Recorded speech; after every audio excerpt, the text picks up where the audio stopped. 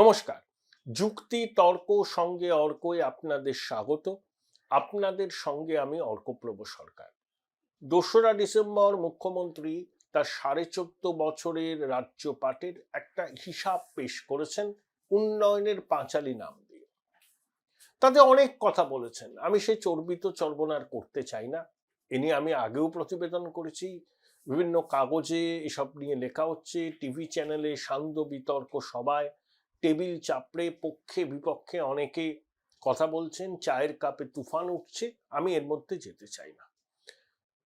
ওই সময় মুখ্যমন্ত্রী একটা কথা বলেছেন, আমি সেকুলার পলিটিক্স করি, আমি কমিউনাল পলিটিক্স করি না। কথাটা শুনে আমি হাসবো না কাঁদবো ভেবেই উঠতে পারলাম না। উনি সেকুলারিজমটা কি সেটা আদৌ জানেন কি? জানেন, জানেন, উনি জানেন। উনি দক্ষ রাজনীতিবিদ, 7 বারের সাংসদ, 3 বারের মুখ্যমন্ত্রী, আগে কেন্দ্রীয় মন্ত্রী ছিলেন। কিন্তু জেনে শুনেও তিনি বিভ্রান্তি ছড়ান। বিগত 7-8 বছরে মুখ্যমন্ত্রী সেকুলার রাজনীতি করছেন না। তিনি যেটাকে সেকুলারিজম বলেন সেটা সেকুলারিজম নয়। উনি সেকুলারিজমের নামে সংখ্যালঘু তোষণ করেন। সংখ্যালঘু তোষণ কি সেকুলারিজমের অবিচ্ছেদ্য অঙ্গ নাকি? ইমাম মুয়াজ্জিমদের ভাতা দেওয়া সেকুলারিজমের অঙ্গ। যেই ইমাম মুয়াজ্জিমরা ভাতা দিলে পেলেন, পুরোহিতরা বললেন আমরা কি দোষ করেছি, উনি সেখানেও কিছু ভাতার ব্যবস্থা করলেন। উনি তোষণ করেন এবং কুমিরের কান্না কাটেন সংখ্যালঘুদের জন্য, কিন্তু সংখ্যালঘুদের উন্নতিতে কি করেছেন উনি? 14 বছরে কি করেছেন? ইমাম মুয়াজ্জিমদের ভাতা, কিছু স্কলারশিপ, লক্ষ্মীর ভান্ডার সবাই পায়, আর কিছু কন্ট্রাকচুয়াল এমপ্লয়মেন্ট। উনি যাকে খুব শ্রদ্ধা করেন, আমিও করি, ডক্টর অমর্ত্য সেন, তার প্রতিটি ট্রাস্ট এবং অন্যান্য কিছু প্রতিষ্ঠিত সংস্থা বাংলার মুসলমানদের অবস্থা নিয়ে সমীক্ষা করেছে। সরকারি চাকরিতে মুসলমানদের হার কত, কারিগরি শিক্ষায় মুসলমান ছেলে মেয়েদের হার কত, নেগলিজেবল। উনি ভাতা দেবেন, ইমাম মুয়াজ্জিমদের মাসোয়ারা দিয়ে ভোটটা করবেন, এটা ওনার কাছে ধর্মনিরপেক্ষতা। আর মুসলমানদের কাছে গিয়ে বিজেপির জুজু দেখাবেন, বলবেন আমি রক্ষা করতে। মুসলমানদের অনুষ্ঠানে গিয়ে মাথায় কাপড় এমন ভাবে রাখবেন যাতে সংখ্যালঘু সমাজ মনে করে যে উনি তাদেরই সমাজের অংশ। আবার সমস্ত নিয়ম নীতিকে বৃদ্ধাঙ্গুষ্ঠ দেখিয়ে সরকারি উদ্যোগে জগন্নাথ মন্দির করে দিলেন। সেকুলারিজম যদি আপনি মানতেন তাহলে সরকারি উদ্যোগে কখনো একটা মন্দির হতে পারে না। সোমনাথ মন্দিরের উদ্বোধন করতে পণ্ডিতজি যাননি, রাজেন্দ্র প্রসাদ গিয়েছে। ওটাই হচ্ছে প্রকৃত ধর্মনিরপেক্ষতা। আপনি দেখলেন যে আপনার মুসলমান তোষণটা ধরা পড়ে গেছে, সনাতনীরা মনে করছে এই সরকার তাদের নয়, সেই জন্য আপনি মরিয়া হয়ে দীঘাতে গিয়ে একটা জগন্নাথ মন্দির করলেন, আর উড়িষ্যার সঙ্গে পায়ে পা লাগিয়ে ঝগড়া করে বললেন ওটা জগন্নাথ ধাম। যেখানে সেখানে ধাম হয় না দিদি, ওটা মন্দির, সাংস্কৃতিক কেন্দ্র। সরকারি টাকায় করলেন, সরকারি টাকায় মন্দির হচ্ছে, তারপরে আপনি বলছেন যে আমি সেকুলার রাজনীতি করি। ঘোড়ায় হাসবে আপনার কথা শুনে। আপনি যে রাজনীতিটা করেন সেটা হচ্ছে সুবিধাবাদী রাজনীতি, সবাইকে টুপি। মুসলমানদের বিজেপির জুজু দেখিয়ে টুপি দিয়ে ভোটটা নেন, আবার সনাতনী সমাজের একটা অংশকে এই জগন্নাথ মন্দির, ওদিকে দুর্গাঙ্গন, ওদিকে ওই মহাকাল মন্দিরের সংস্কারের কথা বলে তাদের আবেগে সুড়সুড়ি দেয়। সেকুলারিজমের অর্থ হলো কোন ধর্মীয় অনুষ্ঠানে রাষ্ট্রযুক্ত হবে না। আপনি রাম মন্দিরের উদ্বোধনী অনুষ্ঠানে গেলেন না, ঠিক সেদিনকেই সংগতি যাত্রা করলেন, শতবর্ষের সাধনা রাম মন্দির স্থাপনা, 500 বছরের দাসত্বের শৃঙ্খল মুক্ত হয়েছে, ভগবান রাম তার ঘর ফিরে পেয়েছেন, ওখানে ধ্বজা উঠছে। মথুরাতে ভগবান কৃষ্ণ অস্থির হয়ে উঠেছেন যে অযোধ্যায় রাম ঘর পেয়েছেন, আমি কবে পাব। প্রধানমন্ত্রী যখন সেখানে যান, আপনি বলেন একটা ধর্মনিরপেক্ষ দেশের প্রধানমন্ত্রী কিভাবে একটা মন্দির উদ্বোধনে যেতে পারে? এটা তো ধর্মনিরপেক্ষ রাষ্ট্রের প্রধানমন্ত্রীর কাজ নয়। আপনি প্রধানমন্ত্রীকে দোষারোপ করছেন আর নিজেই সরকারি উদ্যোগে বানিয়ে দিলেন জগন্নাথ মন্দির। আরে রাম মন্দির তো হয়েছে রাম মন্দির ট্রাস্ট, 3000 কোটি টাকা তাদের তহবিলে আছে, 1500 কোটি টাকা ইতিমধ্যে খরচ হয়েছে, সারা বিশ্ব থেকে মানুষ অনুদান দিয়েছে। আপনি সেরকম কিছু করতে পারবেন, কিন্তু নাম কেনার এক বিশাল বাসনা আপনার হাসি মুখটা থাকতে হবে, আপনি করেছেন।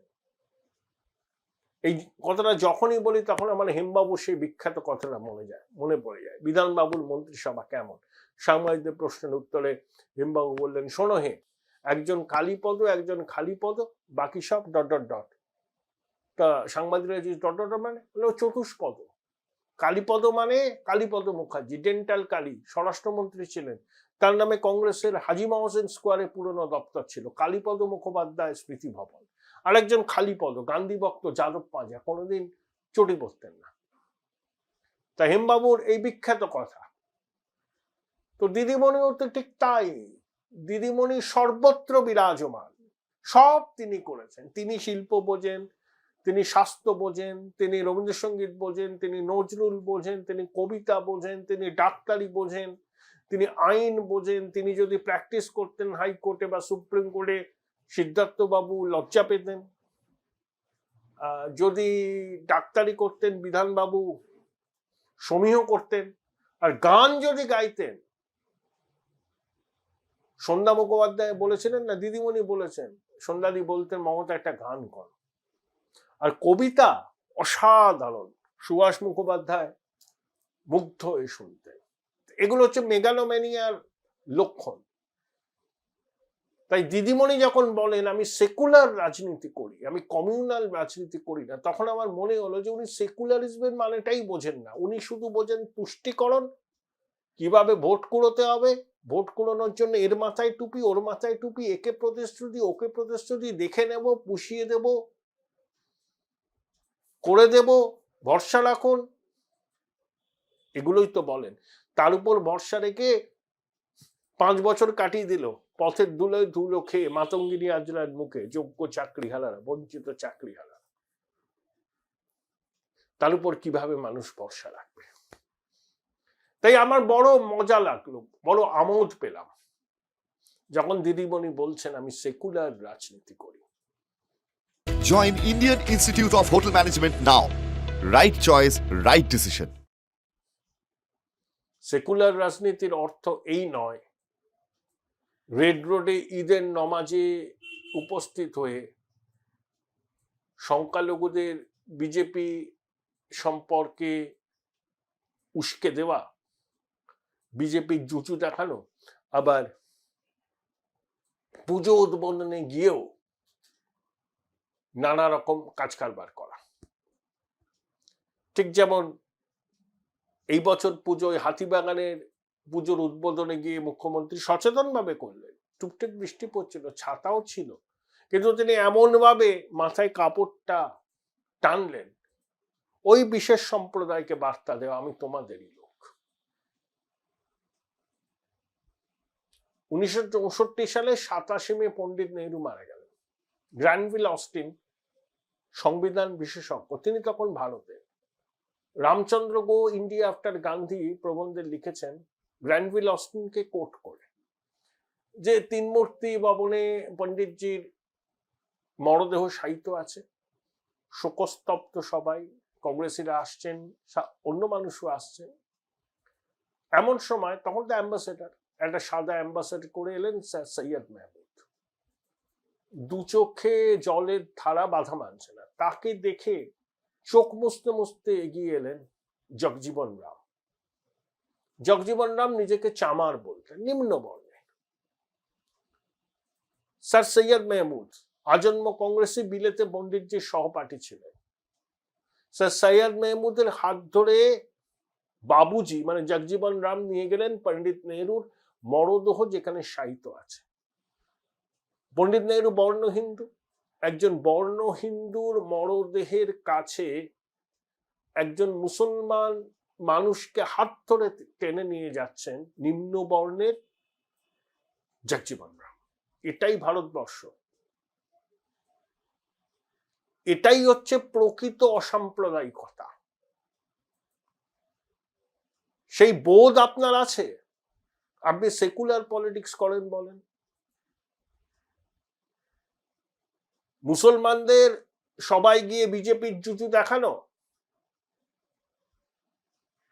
হিন্দুরা চটে যাচ্ছে দেখে সরকারি উদ্যোগে মন্দির করা, এই আপনার সেকুলারিজম। আপনি বলতেই পারেন, দাবি করতে কে বারণ করছে?